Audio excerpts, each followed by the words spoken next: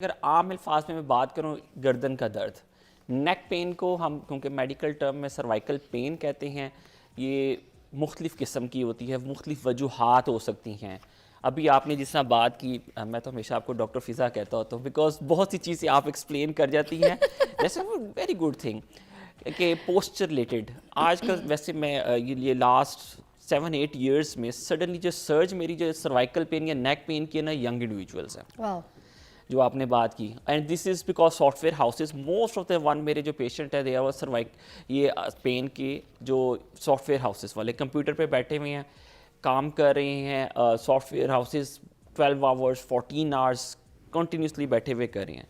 Number 2 mobile, हम जो text नेक आजकल एक टर्म यूज़ करते हैं like I am sitting like this, ये मेरा पोस्चर बेहतरीन है, no this is a posture. So this posture जो फ्लेक्शन होगी ये नेक पे प्रेशर पड़ रहा है मेरे लाइक दिस, और आज नहीं कल नहीं परसों after few months and year you will start pain and constant pain जो कि आपके पोस्चर की वजह से है। हम जो पहले पढ़ते थे जब मेडिकल जब हम करते थे उसके अंदर एज रिलेटेड चेंजेस, मसल का स्पैज़म, लेकिन मैं देख रहा हूँ विद द वैसी ऑफ टाइम अब पोस्चर रिलेटेड नंबर 1 कॉज आती जा रही है आपके बैड पोस्चर की वजह से। सिटिंग अप, जिस हम बहुत से लोग आते हैं laptop like they are working like this, मैं हमेशा कहता हूँ कि इसको keep it elevated, it should be like this not like this. हमें इस चीज़ को पोस्चर को ठीक करने की बहुत ज़रूरत है। और नंबर 2 जो मैंने देखा है, एक्सरसाइज नहीं करते। हमारे नेक के मसल बड़े वीक मसल हो गए, कोई भी एक्सरसाइज नहीं करता नेक की, स्पेशली आप इग्नोर करते हैं and you have a pain. Walk कर लेते हैं, भाग लेंगे, कोई और एक्टिविटी कर लेंगे, जंपिंग कर लेंगे, मगर वाकई आपकी बात सही है कि नेक की एक्सरसाइज कोई नहीं करता, कोई भी नहीं करता। और फिर प्रॉब्लम होती है तो we rush to the hospitals and clinics, थोड़ा सा टाइम लगता है लेकिन चीज़ें बेहतर। लकीली आपकी 80% जो नेक पेन होती है with this conservative management with exercises, heat, cold या कुछ पेन किलर से रिलीव हो जाती है। 20% केसेस के अंदर आपको मज़ीद इंटरवेंशन की तरफ जाना पड़ता है जहाँ पे सेवेरिटी बढ़ जाती है, उसकी वजह फिर आपको उसको देखना पड़ता है। ज़बरदस्त। आप हमें कॉल भी कर सकते हैं, प्रोग्राम में शामिल हो सकते हैं। किसी को अगर सर्वाइकल पेन का ज़बरदस्त बहुत बुरा तरीके से कोई पेन होता है और इशू है आपको, और आपका कोई इलाज और ट्रीटमेंट जो है, मेरी अंगूठी टूट गई, आई अल्लाह कैसे, खुद ब खुद मैंने कुछ किया ही नहीं। आज हमने सिज़ोफ्रेनिया के ऊपर भी बात करनी है। ये वो अटैक हुआ है मुझ पर जो सिज़ोफ्रेनिया पेशेंट्स को होता है। और मैं आपसे ये पूछना चाह रही थी कि सर्वाइकल पेन जो होता है उसमें शोल्डर में दर्द होता है, उसमें गर्दन में दर्द होता है, मगर क्या ये दर्द सर तक भी पहुंच जाता है, सर दर्द बनता है? It's a very good question. मैं आपको बात बताऊँ, बहुत से पेशेंट हमारे पास आते हैं, वो कहते हैं जी हमें मिग्रेन है, सेल्फ डायग्नोसिस बनाया होता है। अच्छा।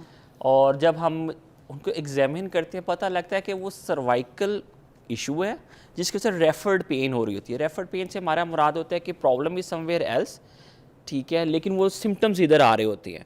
तो आपके, अगर मैं एग्जांपल दे रहा हूँ, अगर 100 पेशेंट हम हेडेक के चेक करते हैं ना, उसमें से अबाउट 40% पेशेंट सर्वाइकल की वजह से होते हैं। So it's a very common thing कि पेशेंट ट्रीटमेंट मिग्रेन के लिए ही जा रहा होता है, कॉम्प्लिकेशंस आ रही होती हैं, सिम्टम ठीक नहीं हो रहे होते because problem is somewhere else. इसका जो सर का दर्द होता है, इसमें हम कैसे पता करेंगे, हमें डायग्नोस कैसे होगा कि सर्वाइकल पेन की वजह से हमें सर में दर्द हो रहा है, इट्स नॉट द माइग्रेन? अच्छा, माइग्रेन के अंदर थोड़े सिम्टम्स और भी आते हैं, और फील होता है, लाइटें नज़र आना, नोजिया होना, वॉमिटिंग होना, आधे सर का, समटाइम दोनों तरफ का भी होता है। अच्छा, जो सर्वाइकल पेन होता है usually in the early morning, क्योंकि जब पोस्चर रिलेटेड होता है, यहाँ थोड़ा सा दबाने से, मूवमेंट से, लाइक दिस मूवमेंट, सलाम फेरते हैं, पेशेंट कहेगा मुझे पेन होती है, अच्छा, या इधर फेर है या एग्रीवेट हो जाएगी, ठीक।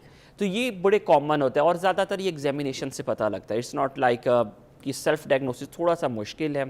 आपको एग्जामिन करते हैं, यू फील टेंडरनेस हेयर, अच्छा, यहाँ फील करेंगे, दबाएंगे, आपको अच्छी खासी पेन होगी। अच्छा। और दूसरा, उसको कंफर्म करने के लिए सम टाइम हमें इन्वेस्टिगेशन भी करनी पड़ती है, X-ray, some time we have to go for MRI, ताकि हम कंफर्म करें कि ये इसकी डायग्नोस ट्रीटमेंट, ताकि हम जब तक देखें कॉज नहीं पता लगेगी, ट्रीटमेंट तो ब्लाइंड है। तो MRI ये बैक गर्दन की होती है? यस, MRI या रील की हड्डी पूरी उसकी? नहीं, सिर्फ गर्दन के रेफरेंस से होती है। ऐसे पेशेंट MRI उनकी कराते हैं जो ज़रा डाउट होता है और इनकी पेन जो होती है गर्दन से सर में और बाजू में भी आ रही हो। अच्छा। तो उसमें हमें फिर डाउट होता है कि सर्वाइकल के जो मोरे हैं ना, उनमें और डिस्क में प्रॉब्लम आ गई है। अच्छा। तो डिस्क की वजह से बाज़ दफ़ा हराम मगज़ में या नसों पे दबाव आ जाता है।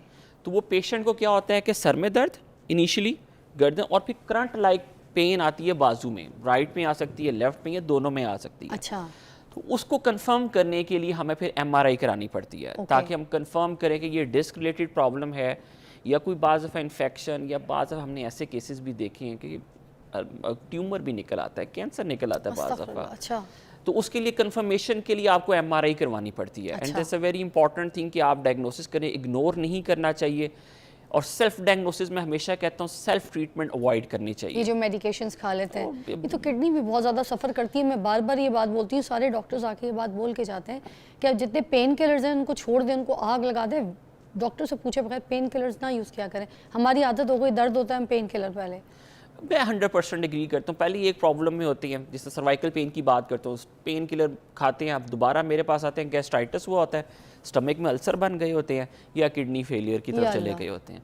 तो वो प्राइमरी जो हेडेक होता है वो वहीं का वहीं रह गया होता है। आप डायलिसिस की तरफ, किडनी की तरफ, या आप गैस्ट्रोएंटरोलॉजी के स्टमक की तरफ जा रहे होते हैं, मजीद खाते खुल जाते वो हैं। नहीं दिखाते कोई। मुझे बताएं, क्या ये रीढ़ की हड्डी के साथ भी जुड़ा होता है सर्वाइकल पेन और ये जो सब इश्यूज होते हैं? बिल्कुल, ये रीढ़ की हड्डी ही हमारे यहाँ मोरे हैं और साथ पट्टे जुड़े हुए हैं, तो पट्टों में भी स्पैज़म हो जाता है, या स्ट्रेस, जिस तरह मैं आया तो you were in deep stress. अच्छे से क्या होता है, ये वाले मसल्स जो है ना, ये स्ट्रेच में आ जाते हैं। ये जब स्ट्रेच में आती हैं ना, तो आपकी नसों पे भी दबाव आता है, यू हैव हेड एक, बैक एक एंड शोल्डर एज वेल।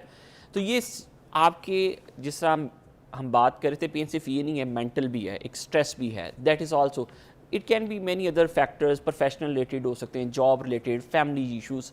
मगर ये हमें पता कैसे चलेगा, इसका भी आपने हमें समझा के जाना है। ये जो हमारा मेन इशू है ना, वो यही है कि हमें पता नहीं चलता बिल्कुल कि हमारे साथ इशू क्या हो रहा है। ये सर्वाइकल पेन है या ये स्ट्रेस है, हम इसी के बीच में रहते हैं, कश्मकश में, हमें समझ कुछ नहीं आती। ये आपको बताना है। अच्छा, मैं इसमें बड़ा आसान से जाता हूँ। आप जब देखिए, मैं पेशेंट से अक्सर सवाल करता हूँ कि आप सो जाते हैं, मैं एग्जांपल दे रहा हूँ, रात को अच्छा, अगर नेक पेन होगी, it's very difficult to sleep.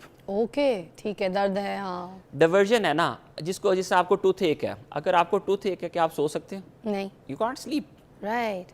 ठीक है। सर्वाइकल पेन है, जोड़ का मसला चीज़ है, इट्स वेरी गुड। पेशेंट तो आते ही यही प्रॉब्लम है, हम 2 दिन से सोए नहीं, 4 दिन से सोए नहीं, पेन रिलेटेड। डाइवर्जन, किसी से बातें करते हुए, जिससे आप लाइक बच्चों से बात कर रहे हैं या किसी और से बात कर रहे हैं, पेन खत्म हो जाती है, हाँ, ठीक है। There is diversion, there psychological impact. अच्छा, सम टाइम क्या होता है कि सर्वाइकल पेन होती है 20%, आपको इतनी सी प्रॉब्लम है, लेकिन जब मेंटली डिस्टर्ब है, इमोशनली डिस्टर्ब है ड्यू टू एनी रीज़न, तो ये 20 जो है ना, ये 100 हो जाएगी, okay, I got it.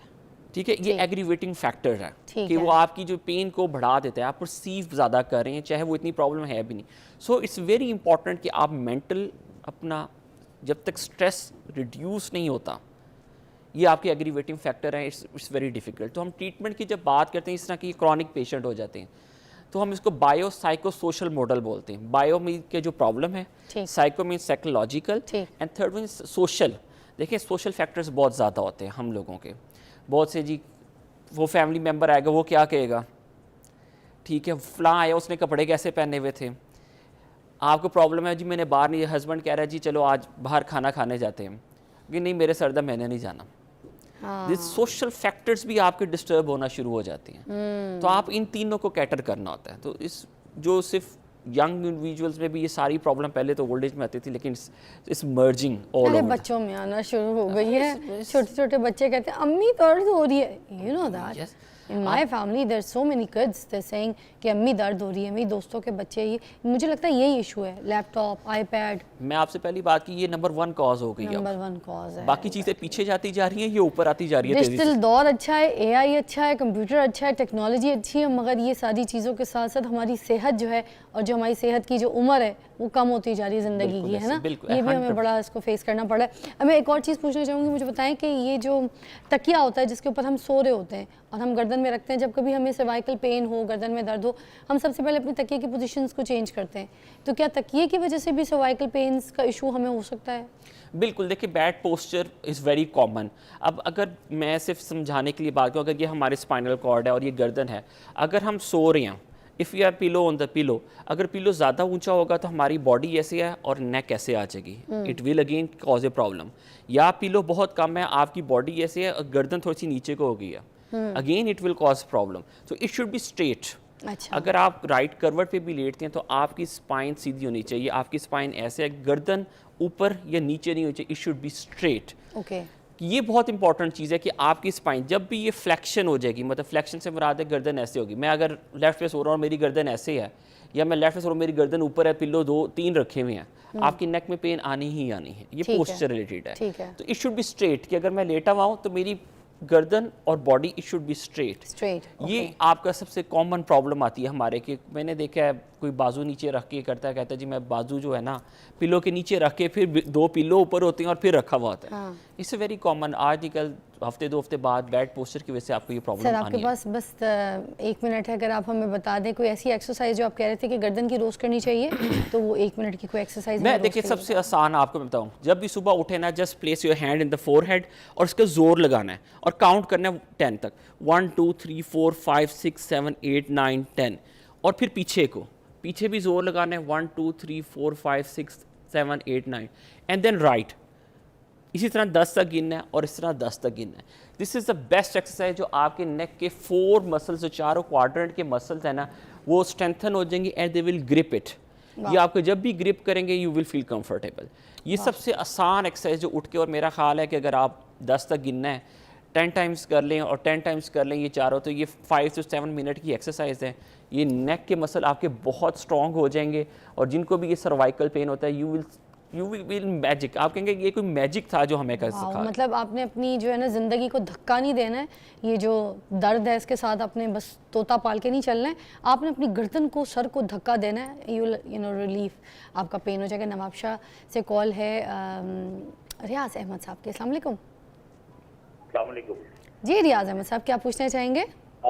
Ma'am, मैं डॉक्टर साहब से ये थोड़ा सा जानना चाहता हूँ कि मैं एक तो शुगर का पेशेंट भी हूँ। अच्छा। और तकरीबन कोई लास्ट 2 माह से मुझे जो है ना, मुझे ये नेक का पेन भी है और लेफ्ट साइड शोल्डर में भी पेन है।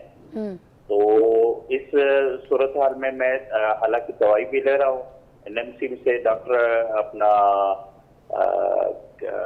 अकबर सरफराज साहिबा से, और मैंने उनको ये भी बताया था कि डॉक्टर साहब मुझे पेन भी है और शोल्डर में दर्द भी हो रहता है, और ये नेक का पेन जो है ना मुसलसल बढ़ता जा रहा है। तो उन्होंने कहा कि ये आपका पेन किलर अपना क्या कहते हैं इसको, मसल्स का पेन है और इसको इग्नोर करें। इग्नोर तो मैंने किया है मगर वो अभी खत्म नहीं हो रहा है। तो इस हिसाब से मैं पूछना चाहता हूँ क्या करना चाहिए। मेरी बात सुने, हम यहाँ पे बैठ के यही तो समझा रहे हैं कि दर्द को इग्नोर नहीं करना पहली बात, और दर्द के लिए फजूल दवाएं खुद से नहीं खानी, सेल्फ मेडिकेशन। ये कौन से डॉक्टर हैं, कौन सी ऐसी जगह पे आप चले गए जहाँ पे आपको कहते हैं इग्नोर करें? आप बात कीजिएगा ज़रा। अच्छा, इसमें बड़ी इंपॉर्टेंट चीज आपने बात की कि सिर्फ नेक पेन नहीं, आपको साथ शोल्डर पेन भी, और ऊपर से आप डायबिटिक है। डायबिटिक पेशेंट के तो it's very common, 80% of the patient जो डायबिटिक है ना, वो हमारे पास फ्रोजन शोल्डर के साथ आते हैं, ये शोल्डर पेन के साथ आते हैं। ये अनकंट्रोल्ड यूजली डायबिटीज़ के साथ होती है। और ये बड़ी एक चीज़ को अंडरस्टैंड करने की कोशिश करें, शोल्डर पेन और neck pain they are very close to each other. तो यूजली डायबिटिक पेशेंट जो आते हैं उनकी प्रॉब्लम जो होती है वो शोल्डर में होती है, पेन वो फील इधर कर रहे होते हैं और बाजू के मिड तक आती है पेन। तो शोल्डर पेन डायबिटिक पेशेंट में it go up to the elbow और यहाँ से नेक तक आती है। हमें इसमें डिफ्रेंशिएट करना पड़ेगा। उसका मैं आसान सा हल आपको बताता हूँ कि जस्ट घर बैठे हुए आप डिफ्रेंशिएट कर लें। जस्ट आम बाजू को मूव करना है और प्लेस करें इस तरह हेड के ऊपर। अगर आप ये कर लेते हैं तो इससे शोल्डर इज़ फाइन। और अगर आपको मुश्किल हो रही है कि इसको बाजू इस तरह लेकर आने में, तो जो problem is in the shoulder, तो हमें शोल्डर को देखना पड़ेगा। सबसे पहले आप डायबिटिक पेशेंट, नेक पे शोल्डर पेन, मैं सबसे पहले उसका शोल्डर को असेस करना चाहूँगा, क्योंकि यहाँ पे बर्साइटिस होता है जिसकी सोजिश की वजह से आपको पेन आती है और रेफर्ड पेन आपकी नेक में। सर आप अपनी क्लिनिक बताएं, आपके पास भेज देते हैं, बताइए। मैं पेन रिलीफ क्लिनिक हमीद लतीफ़ हॉस्पिटल में हम क्लिनिक करते हैं शाम को। इट्स वेरी इजी, अप्रोचेबल है फिरोजपुर रोड पे, और हिस्ट्री और एग्जामिनेशन के बगैर it's very difficult to differentiate. लेकिन मोस्ट लाइकली आपके केस में मैं नंबर 1 पे शोल्डर है, नंबर 2 पे नेक पेन होगी।